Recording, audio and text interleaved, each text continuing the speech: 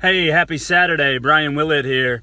I just finished up a 90-minute session at Orange Theory, got my heart rate up, burned some calories, looking forward to really just tackling Saturday today, getting a lot accomplished on this day and Memorial Day weekend.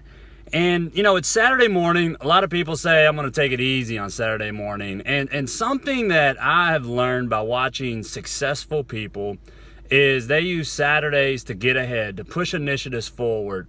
My mentor told me, he said he never met a mentor or never met a millionaire who only worked Monday through Friday.